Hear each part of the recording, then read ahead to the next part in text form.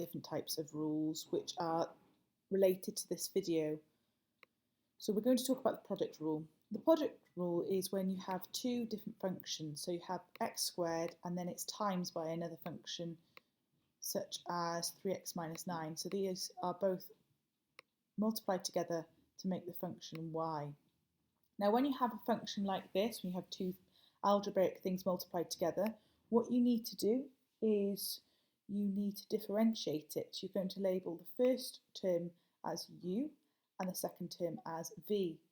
We're then going to write down the u, which is x squared, and then we're going to write down the v. Let's see how we do this. So u is x squared, which is this part here, and then we're going to differentiate the v with respect to x. So if we differentiate 3x minus 9, we get 3. So u times the differential of v, so x squared times the differential of v is going to be 3x squared. Then we're going to repeat the process, but this time we're going to write down v. So v is going to be 3x minus 9, and then we're going to multiply it by the differential of u, which is 2x. So then we multiply these together, and then we just expand out and simplify. You could leave your answer like this, or you could then factorise it into a bracket. Another example is the differential of this. You can see in this box here they've written down u as the first bracket, v as the second bracket, differentiate both of these and then just substitute it into this equation. Here are some practice questions. Now, as well as the product rule, you have something called the chain rule. The chain rule now normally involves when you have a bracket and then you have a power which is not 1. So it could be a fraction, it could be a number greater than 1, a number less than 1, but not normally 0. And this is what you have to do. So normally if we have something we want to differentiate, let's take something such as 3x squared. To differentiate this, you bring the power down, which becomes 6 because you do 2 times 3, and then you reduce the power by 1. So it becomes x to the power of 1 or just x. So the differential of the top line becomes the bottom line. Now, this is quite similar. So first of all, what we do is we are going to bring the power in front. So the 2 goes in front of the bracket, so it becomes 2x plus 2. And then we are going to just reduce the power by 1. Now, you will notice that the red one is really easy, but the green one is a little bit different because what you're supposed to do is differentiate the bracket as well. So let's go on to some instructions on what you need to do.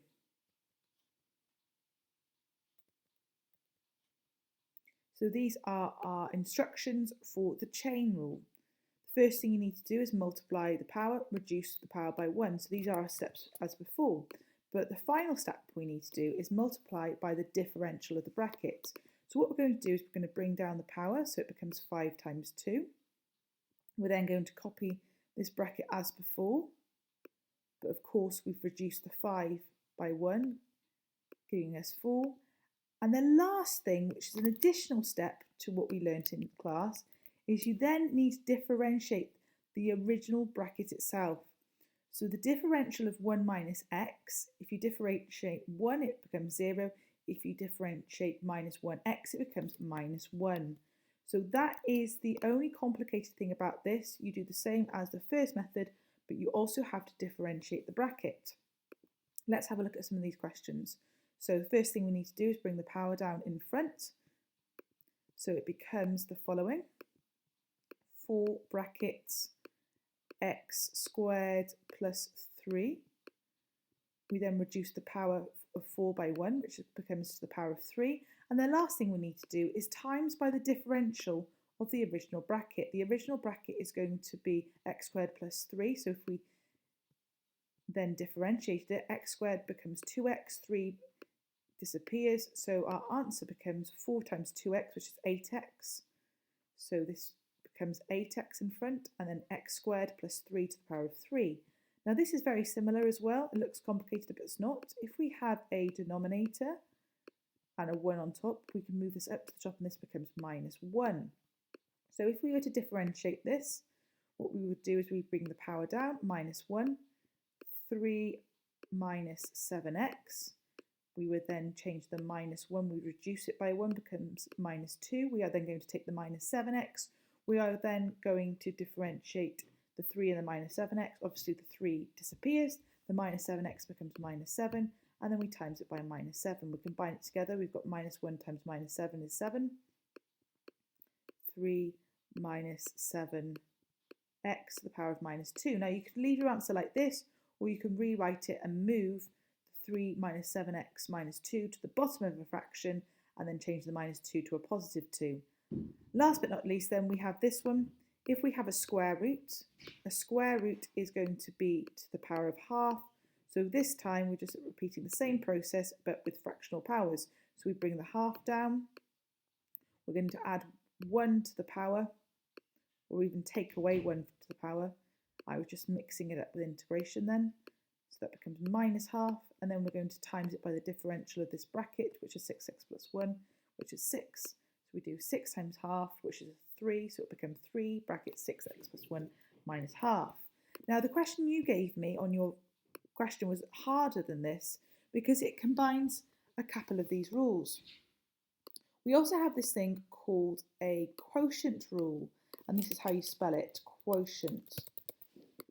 Now the quotient rule happens when you have a fraction.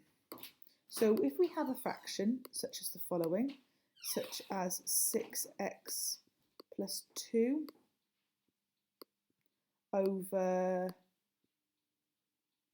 x squared plus 3. There are several ways of doing this, but you can differentiate this using the quotient rule. What you have to do is label the numerator as u and the denominator as v, and then you substitute into the above equation. So u is 6x plus 2, so v is x squared plus 3. The first thing we're going to substitute in is v, which is x squared plus 3. Then we're going to differentiate u. So u is 6x plus 2. If we differentiate that, we're going to get just 6. So I'm going to put that in front. Minus u, which is 6x plus 2. And then we're going to differentiate v. And if we differentiate v, we're going to get just 2x, because x squared differentiated is 2x. 3 differentiates to nothing, so we're going to get 2x. And then the denominator is going to be v squared. So v squared is going to be x squared plus 3 all squared. And then all you would do is simplify this out, and this is how you would do the quotient rule. But like I said, the one you gave me is a combination of lots of different things. So I'm going to show you how this one works. First of all, this involves the chain rule because we've got a power 2 which affects the whole function. So we're going to bring the 2 down in front. Then we're going to write down the original question, which is x plus 2, x plus 1. And as before, we're going to reduce the power of 2 by 1, so it becomes 1. Then, like we did before, we then have to multiply it by the differential of the original bracket. Now, because the original bracket is not a simplistic function, it's a fractional function, what we're going to have to do is use the quotient rule to differentiate. Remember, we did the quotient rule here. This should be memorised. So we're going to do v du dx. So let's have a look at what v is. V, as we said, is the denominator. So we're going to do v is x plus 1. Du dx is the differential of the numerator. X plus 2 differentiated is just 1. Plus u dv dx. Remember, it should be a minus. Minus u is x plus 2, and then the differential of the denominator, which is v, differential of x plus 1 is just going to be 1, all divided by the square of v. Then all we need to do is simplify this function. We're going to have 2 brackets x plus 2, and then as the denominator x plus 1. X minus x, that will cancel out. We're going to have 1 minus 2, that will then become minus 1 as the numerator, over x plus 1 squared.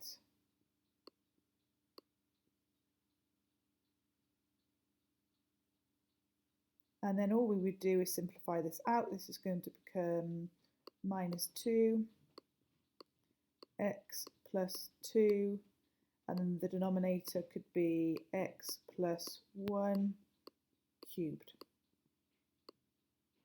And that's it really.